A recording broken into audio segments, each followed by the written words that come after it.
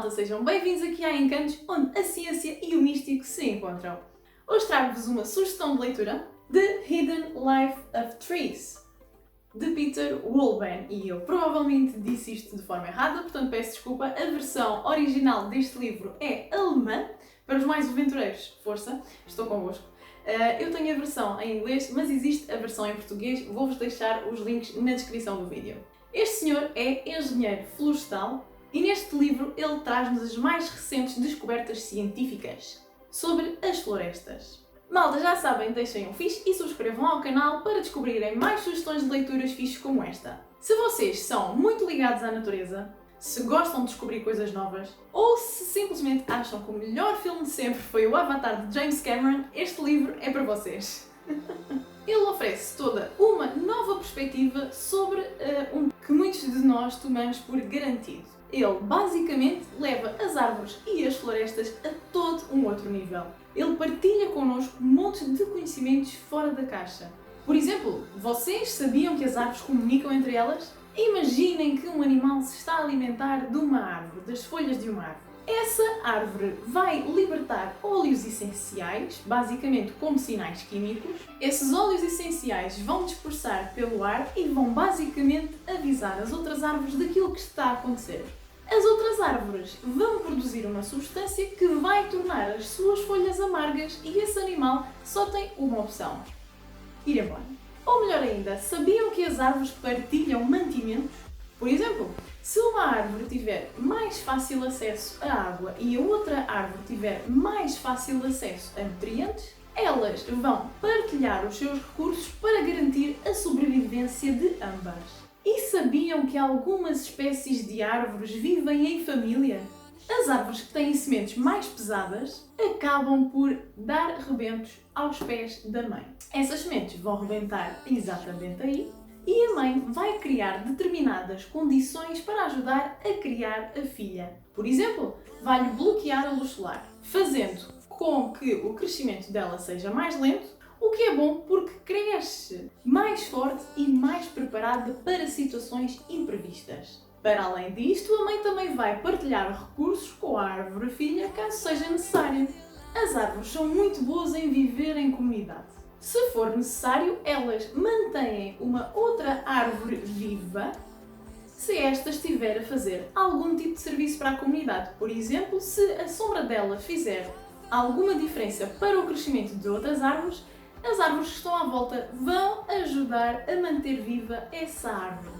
E vocês sabiam que as raízes não crescem ao acaso? As raízes têm pequenas estruturas sensoriais nas pontas, que crescem direcionadas para água, arejamento ou nutrientes. Mas a minha preferida é: vocês sabiam que os fungos, tipo cogumelos e etc., criam toda uma rede à superfície do solo? Uma rede de filamentos. Por exemplo, já vos aconteceu vocês estarem a cortar o pão, verem uma manchinha negra e pensarem: tem bolor, vou tirar. Mas depois cortam o pão e veem toda uma série de filamentos super fluffies? Pois, é esse género de rede que eu estou a falar que acontece nos solos das florestas. E esta rede funciona para as árvores como as redes sociais e a internet funciona para nós. Basicamente, as árvores ligam-se a esta rede para saber o que é que se está a passar no dia. Tipo jornal de notícias, ou tipo Facebook ou Instagram.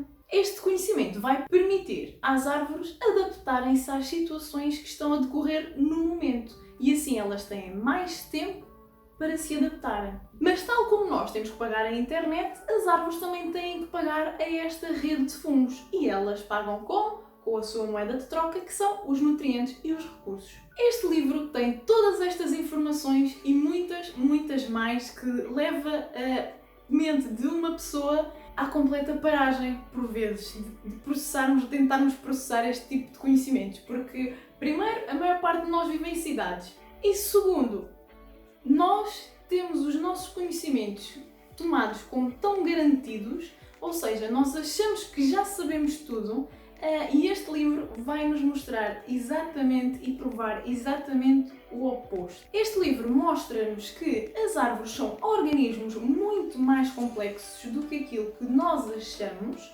mostra-nos que as florestas têm funcionamento muito mais complexo do que aquilo que nós estávamos à espera e mostra-nos que as árvores são excelentes a viver em comunidade. Elas entreajudam-se e talvez nós devêssemos aprender um bocadinho com elas. Apesar de nos trazer vários pormenores científicos, este é um livro super fácil de ler, tem capítulos curtos e super bem divididos e no final tem toda uma secção de recursos científicos que podemos explorar caso a nossa curiosidade assim o exija. Ele não tem quase nenhumas imagens, de vez em quando tem uma ou outra árvore, ok?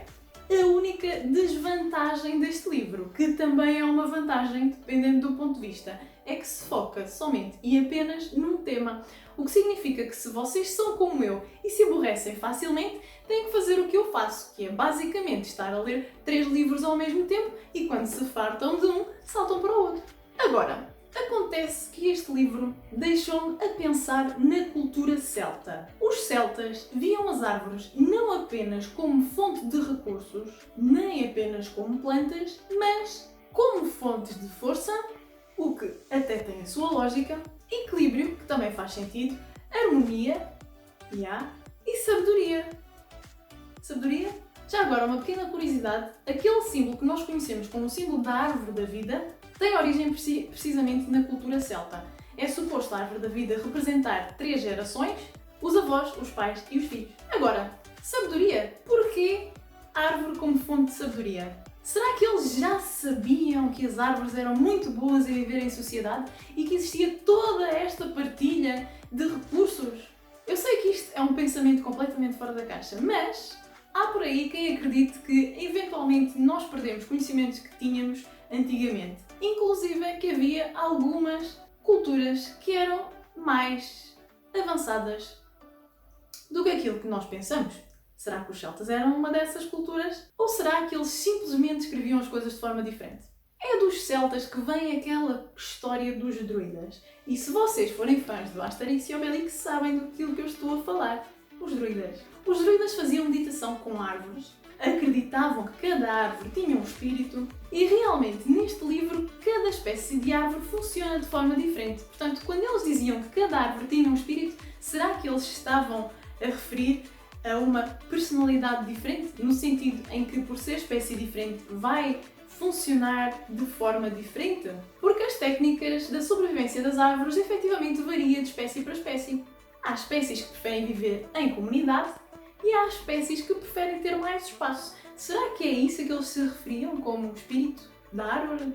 Os druidas também utilizavam as árvores, os ramos das árvores, para construir varinhas. E cada espécie de árvore dava origem a uma varinha com propriedades diferentes. Será que isto tem a ver com a parte do herbalismo, das propriedades das plantas, da aromaterapia e para utilização na parte da terapêutica? Porque eles também utilizavam as propriedades terapêuticas das árvores. E onde é que eu quero chegar com tudo isto? A verdade é que, cada vez mais, os factos científicos se aproximam daquilo que nós consideramos o misticismo. E cada vez mais descobrimos que algumas das antigas civilizações já tinham estes conhecimentos, que para eles não era considerado nem como misticismo nem como ciência, apenas assim um mish-mash de tudo e mais uns trocos. E eu acho que a realidade é muito, muito mais complexa do que aquilo que nós pensamos. E que existe ainda muita coisa que nós temos por descobrir. Voltando ao nosso livro, este autor tem um outro livro que é A Vida Secreta dos Animais e ele dá-nos uma pequena espreita dela. Vocês sabiam que as moscas da fruta, aquelas coisinhas minúsculas, mega irritantes que aparecem nas nossas fruteiras, vai-se lá saber como, têm algo que nós podemos descrever como sentimentos? Assustador, não é? A natureza é muito mais complexa do que aquilo que nós achamos. E aí em casa, qual é que é a vossa opinião? Deixem-me nos comentários que eu estou super curiosa para saber aquilo que vocês acham. E já sabem, malta, deixem um fixe, subscrevam ao canal e busquem o meu Instagram para descobrirem mais coisas interessantes. Até ao próximo vídeo, malta. Fiquem bem.